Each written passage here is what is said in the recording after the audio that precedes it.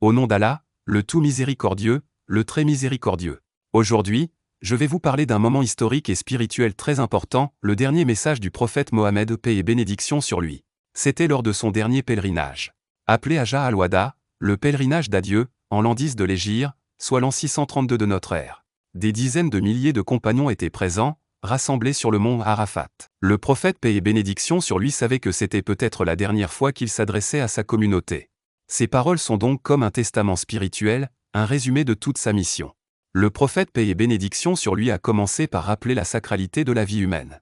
Il a dit « Votre sang, vos biens et votre honneur sont sacrés, comme est sacré ce jour-ci, ce mois-ci, dans cette ville-ci. » Cela signifie que la vie, les richesses et la dignité de chacun doivent être respectées et protégées.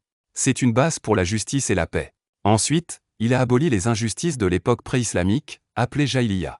Il a déclaré que toutes les formes d'usure et les vengeances tribales étaient annulées. Plus de haine, plus de règlement de compte, il fallait tourner la page de l'ignorance pour entrer dans la justice. Puis, il a insisté sur l'égalité entre les êtres humains.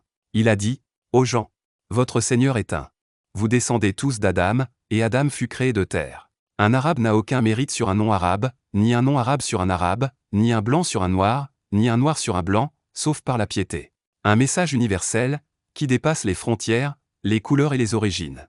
Ce qui élève l'être humain, ce n'est ni sa race, ni son statut social, mais sa foi, sa moralité et ses bonnes actions. Le prophète, paix et bénédiction sur lui, a aussi parlé des relations familiales, et en particulier du respect entre mari et femme. Il a rappelé aux hommes que leurs épouses étaient un dépôt confié par Allah, et qu'ils devaient les traiter avec bienveillance et justice. Ensuite, il a laissé à la communauté une recommandation capitale.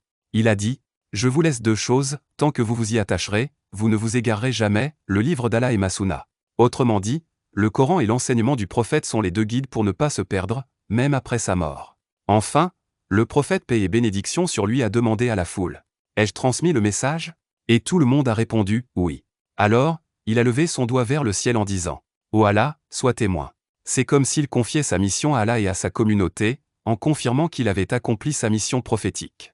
À ce moment, un verset fut révélé, comme une confirmation divine. « Aujourd'hui, j'ai parachevé pour vous votre religion, j'ai parachevé sur vous mon bienfait, et j'agrée l'islam comme religion pour vous. » Sourate Al-Maïda, verset 3.